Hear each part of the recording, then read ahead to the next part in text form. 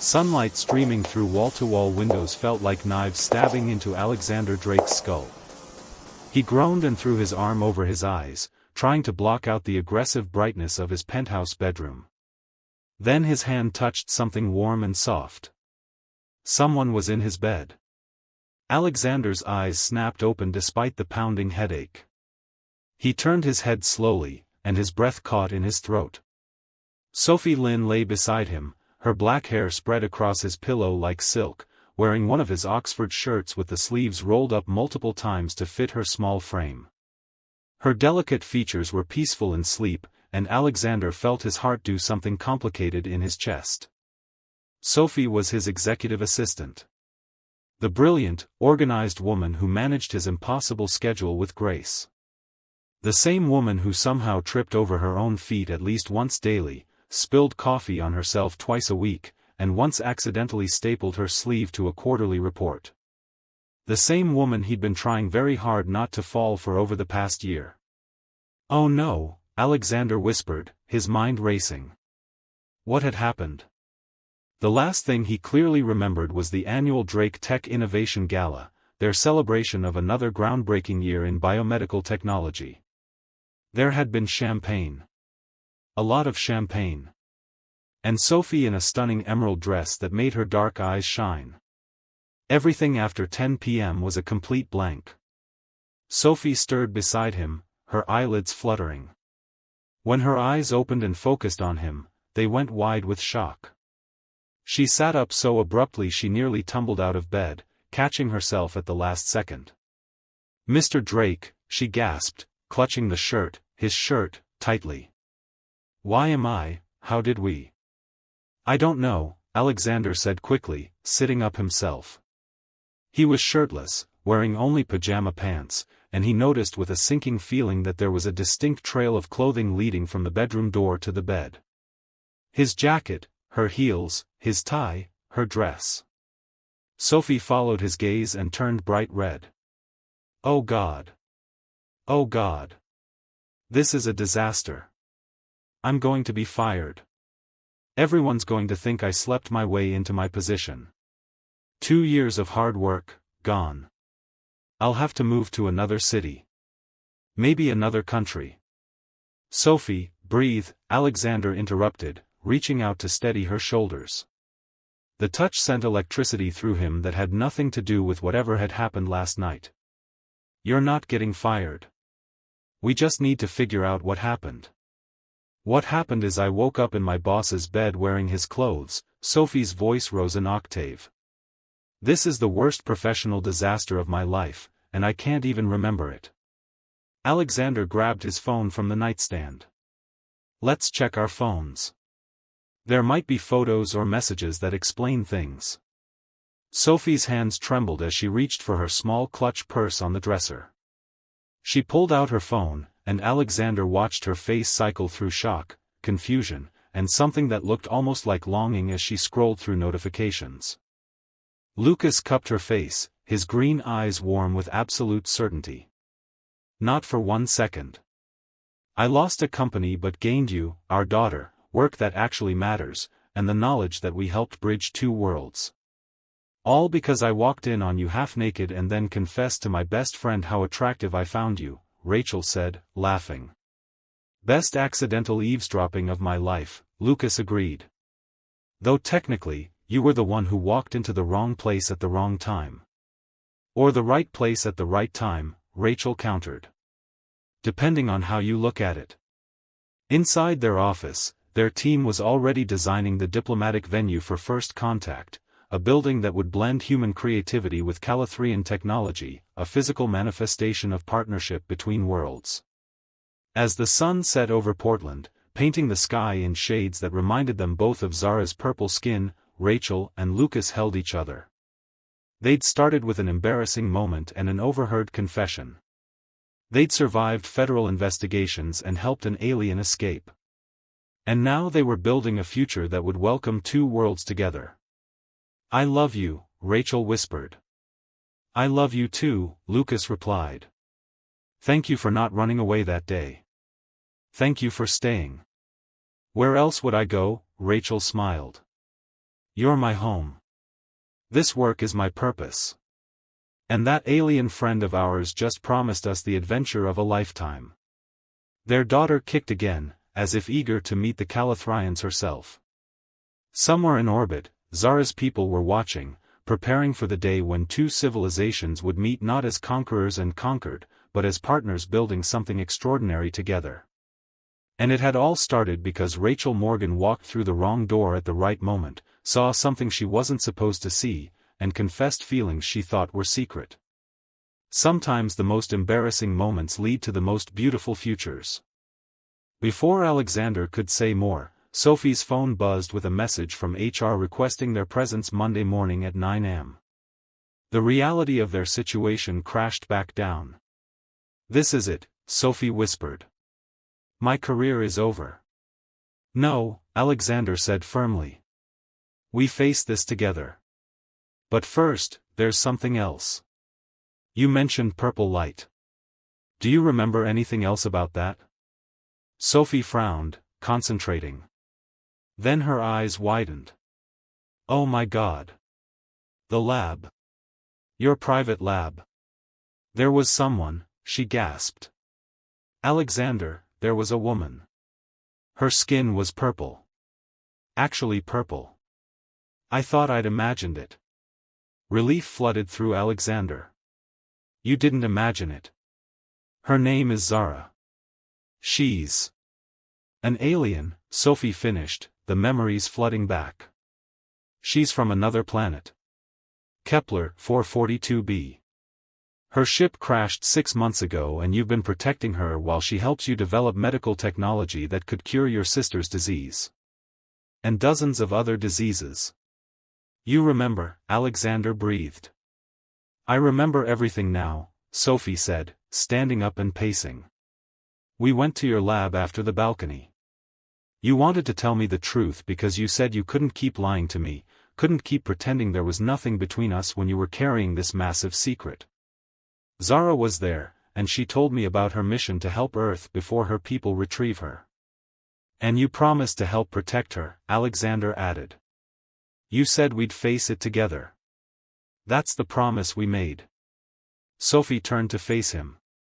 "I meant it. I still mean it. Alexander, what you're doing, what Zara's doing, it could save millions of lives. Including your sister's. I'm not going to abandon that because of some HR complications." Alexander stood and crossed to her, taking her hands.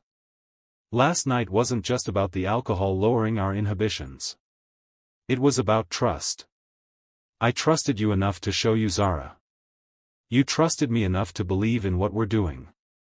And we fell in love," Sophie said softly. "I think I was already in love with you," Alexander admitted. "I just needed the courage to admit it." A soft chime interrupted them.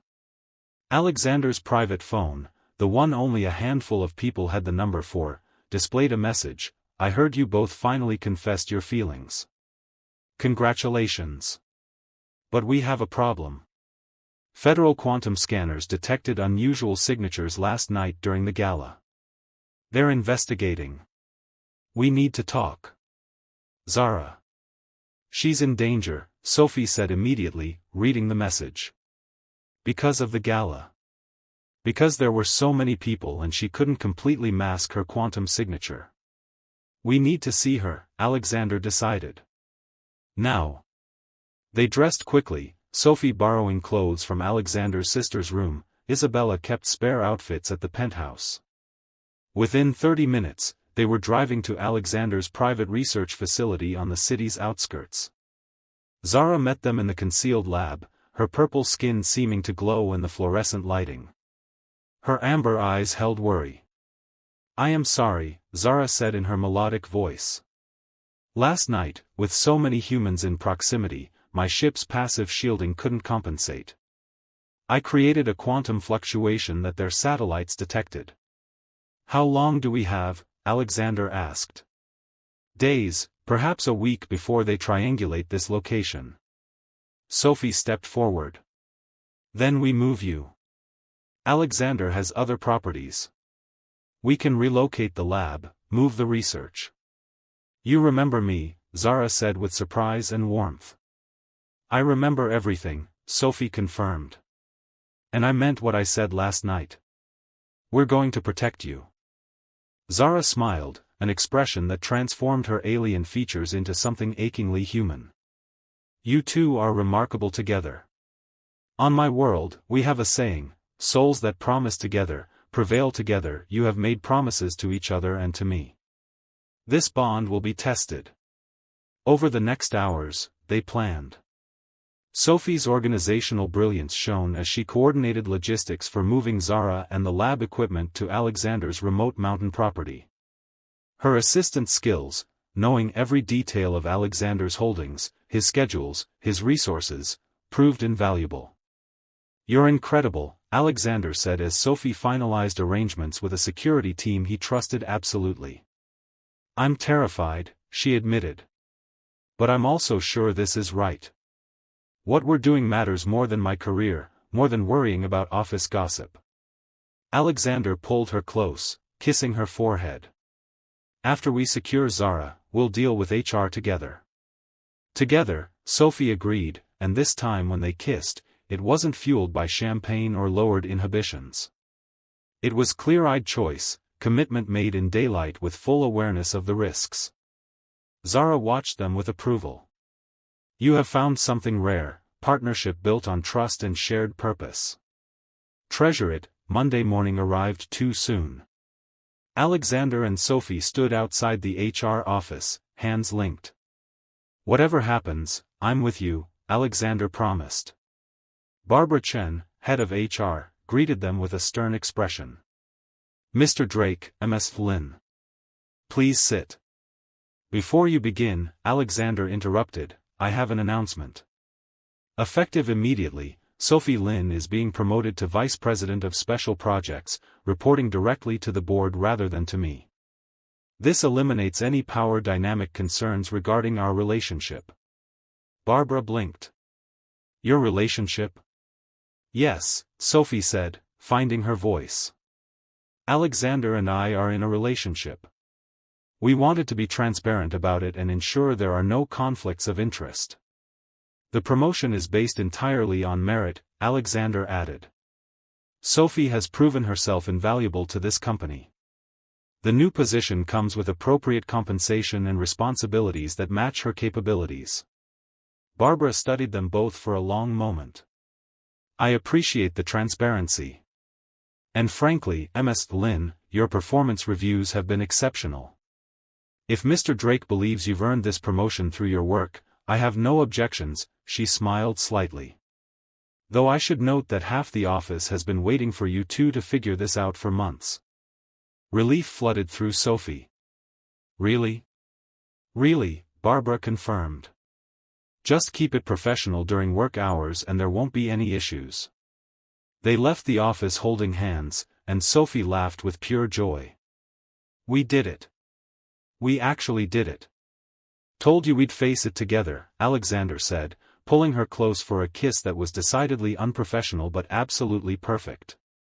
Sophie's new role gave her access to areas she'd never entered as an assistant, including legitimate reasons to be in Alexander's private research wing.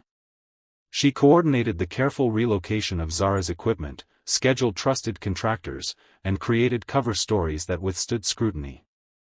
Late nights became routine again, but now they were punctuated by stolen kisses and whispered confessions.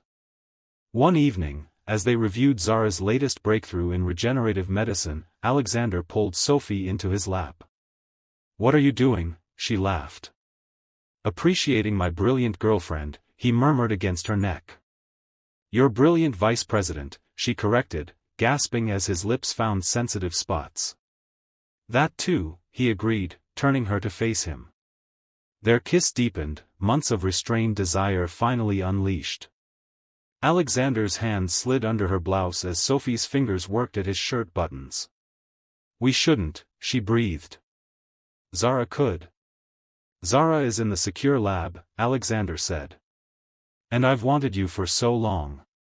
They made love in his office, desperate and passionate, finally free to express everything they'd been holding back. Afterwards, Wrapped in each other's arms on the leather couch, Sophie traced patterns on Alexander's chest. "I love you," she whispered. "I love you too," Alexander replied. "I think I have since you accidentally stapled your sleeve to my quarterly report." Sophie laughed, then sobered. "Are we going to be okay? With everything that's coming? As long as we're together, we can handle anything." But 2 weeks later, Zara's warning system activated. Federal agents had located the mountain facility. "They're coming," Zara announced, her purple skin seeming to pale. "Multiple agencies. Military support. They'll be here within the hour." Sophie's mind raced. The old mine shafts. "Alexander, you said this property used to be a mining operation. Are the tunnels still accessible?" "Most collapsed decades ago," Alexander said, then paused. "But there's one that connects to the National Forest Service land 5 miles away. It's on the original survey maps." "Then that's our exit," Sophie decided, already moving. Her organizational skills kicked into overdrive. "Zara, pack only essential research. Alexander, we need 3 vehicles staged at different points." "Sophie, if we're caught helping her escape, we'll face federal charges," Alexander interrupted. "I know," Sophie said, meeting his eyes. "Are you having second thoughts?" "Never," Alexander said firmly. "I just needed to make sure you understood the stakes." They raced against time, moving equipment and files through cramped mining tunnels that hadn't seen humans in 50 years. Sophie led the way with the survey maps, her flashlight cutting through darkness. Behind her, Alexander and Zara carried precious research that could change medicine forever. They emerged in a forest clearing where Alexander's most trusted security chief waited with vehicles. But helicopter sounds echoed in the distance. "They're tracking us," Zara said. "My quantum signature is too strong to hide." "Then we split up," Sophie decided. "Alexander, take Zara to the rendezvous point. I'll create a false trail." "Absolutely not," Alexander said. "I'm not leaving you. We don't have time to argue." Alexander grabbed her shoulders. "Sophie Lynn, I just found you. I'm not losing you to some misguided heroic sacrifice." "Then we all go together," Sophie insisted. As agents closed in, Alexander made a decision that surprised them both. He dropped to one knee right there in the forest, pulling a ring from his pocket. "Are you insane?" Sophie gasped. "Now? Especially now," Alexander said. "Sophie, I was going to do this properly, with dinner and romance and everything you deserve. But if these are our last moments of freedom, I want you to know, will you marry me?" Tears streamed down Sophie's face. "Yes, you ridiculous man. Yes." He slipped the ring on her finger and kissed her desperately as helicopter searchlights swept the trees around them. "This is very touching," Zara said, "but perhaps we could escape and then celebrate." They ran, finally reaching a clearing where Zara's emergency beacon activated. Her people's ship materialized, shimmering into visibility. "They're here," Zara breathed. "My people found me." She embraced them both. "Thank you. For everything.